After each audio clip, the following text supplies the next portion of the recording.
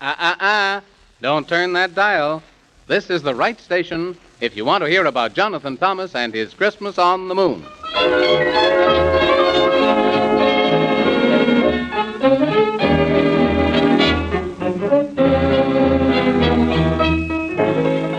Are all you kiddies as quiet as mice? You are? Well, now that's wonderfully nice. And those who are not, they'd better be soon, for here's some more news from the man in the moon. Of course, you know what happened up there, of how the Squibobbliums took up a dare and broke most all of the laws and kidnapped poor old Santa Claus. Of course, you remember the wee little boy whose name is Jonathan Thomas, of how he went with the man in the moon and made us a solemn promise to rescue Santa before Christmas night. But now they've met up with a dreadful fright. You see, they set out old Santa to save, and you'll have to admit they were braver than brave, and they met 3 dwarfs who were really quite nice, who helped out a lot with some good advice. But then the wicked old witch of Rumpelstitch cast a spell which worked very well until they got into all sorts of trouble. And then they remembered a word they had heard, which the dwarfs had told them to say. And this was the word which they had heard. It was hun, squee nun, squee giggly they. And then, what do you think? As quick as a wink, there appeared a good fairy queen who knew of the witch and soon spoiled her scheme, for she gave them a charm to calm their alarm. 'Twas an acorn that they could take through a forest so deep, which was enchanted with sleep, and the acorn would keep them awake. So they rode on their horse, Gorgonzola, of course, until something dreadful befell. A tiny white squirrel named Whiskery Bill scared them all so they couldn't stand still. And right off the horse poor Jonathan fell. And of course the spell worked beautiful well there in the forest so deep, for Jonathan Thomas, as to the witch's promise, went fast and sound asleep.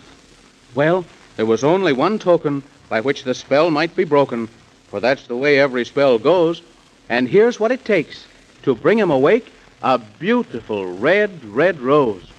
So the squirrel bowed his head, and here's what he said: I'll go for the red, red rose.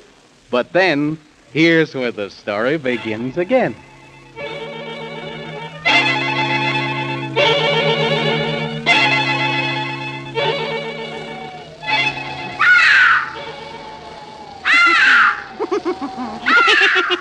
Oh, where am I?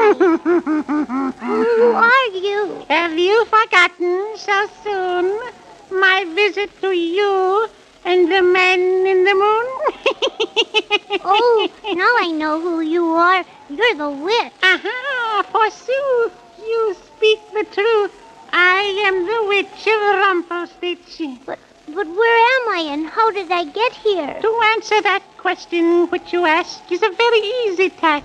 This is the slumber cave, both wide and deep, where bats and nightmares and evil things creep. But how did I get here? Aha! You came here in your sleep.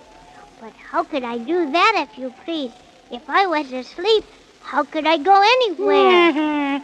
For such a little boy, you ask the questions well, and by my trow, I'll answer now. It is the magic spell. Oh, far away in the forest deep, you still are there, and fast asleep. Oh, how could I be there in the forest fast asleep when I'm here? Under my spell, which you are quite well, things are not always as they seem. So while you're asleep in the forest deep, you are also here, as in a dream. Well, then, I'd rather wake up, because I don't like to dream I'm here. It's too scary, and besides, I don't like witches. Why doesn't somebody wake me up? Listen well, my little tyke. It doesn't matter what you like. For here within this slumber cave, I'll keep you prisoner as my slave. But you can't do that, because I'll wake up. and then I won't be here anymore. It's plain to see you're very brave, but you'll not leave this slumber cave, although it's quite tragic. Your sleep is quite magic, and all your sobs and cries and salty tears will not awake you for 1,000,000 years. Well, but I'll bet the man in the moon will wake me up, 'cause we have to go find Santa Claus in time for Christmas. Yes, he's trying hard, goodness knows, and is sent away for the red, red rose. For that's the one and only token by which this magic sleep may be broken. But for their plans I have a cure, a very good one, you may be sure. You hadn't better hurt Mr. Man in the Moon if you know what's good for you, or Mr. Gorgonzola the horse, or Whiskery Bill the squirrel, or... Of your talk I quickly tire. So come here closer to the fire, and look within the bubbling brew, and tell me what appears to you. Oh, I can see Mr. Man in the Moon. Uh-huh. And he's in the forest, kneeling down in the snow by a little boy. What you see is very true, and that little boy is plainly you. Oh, it is, isn't it? But Mr. Man in the Moon is crying. I've never seen him cry before. I wonder why. Because he's much afraid you'll die, which is indeed a merry fettle. Yeah, but wait until I stir the kettle.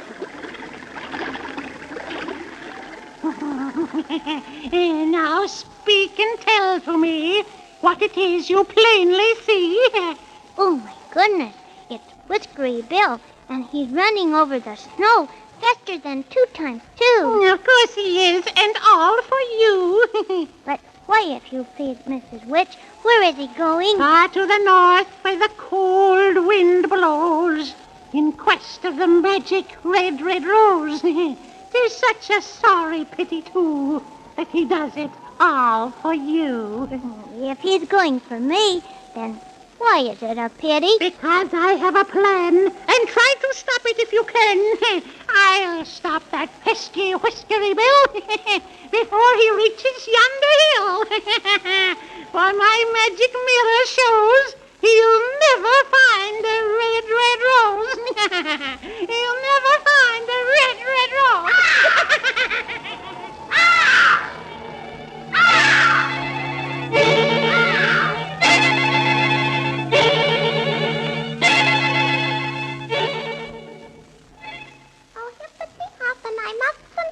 And over the snow I go. I must keep my promise to Jonathan Thomas. But how? Oh, only goodness knows. For I've run and I've run till I'm nearly done, and I can't find a red, red rose. Oh, Whiskery Bill. Oh, Whiskery Bill. Look here. I'm over this way. Timothy Crickets. And oh my goodness, if this isn't a happy day. I've run faster and further than anyone knows looking for you, dear Mrs. Rose. Hello. Hello. Will you kindly grow a beautiful red, red rose? Oh, my goodness, what a task. Do you quite realize what you asked? Yes, I do as much as you. But it means so very much. For if it didn't, I wouldn't have run as fast as I've done, and I wouldn't even ask you for such. Why? Because he'll die. Oh, please, Mrs. Rose, please help us out. Just one rose to take so that he can awaken, and so that I can keep my promise. You see, Mrs. Rose, it's not for me, but for poor little Jonathan Thomas. He lies asleep in the forest deep under the witch's spell, and everyone knows that only a rose can make him happy and well. Well, the season is late, as you know by the date, and we roses have gone to bed. I can't help worry about your story and all the things you've said. And I don't know if I could grow a rose in the color of red. Oh, please, Mrs. Rose, I'm on my knees. It's not so much that I ask. Oh, it's quite a task, and that's quite right. For I happen to know the only rose I could grow would not be red, but whiter than white. For I've run out of color. It didn't last. But you can get me some more if you will hurry real fast. Oh, can I? Really? Yes. Run as fast as you can go until you come to the long rainbow. And there you will find a tiny store where the colors are kept. And what's more, you'll have to ask the rainbow keeper for the best of his colors and not the cheaper. And now don't forget what I've said.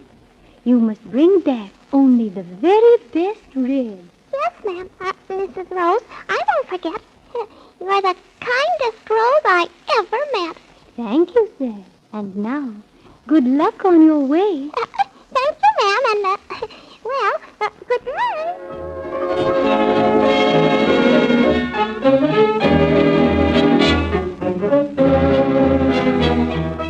Well, at last we're on our way. At least Whiskery Bill knows what to do now, and I'm glad, aren't you? For I didn't think that there'd be any roses at this time of the year. But I wonder if Whiskery Bill will have any trouble in finding the rainbow. You think he will? Oh, I hope not, don't you? But then we'll find out in the next story of Jonathan Thomas. So don't forget to listen. I won't.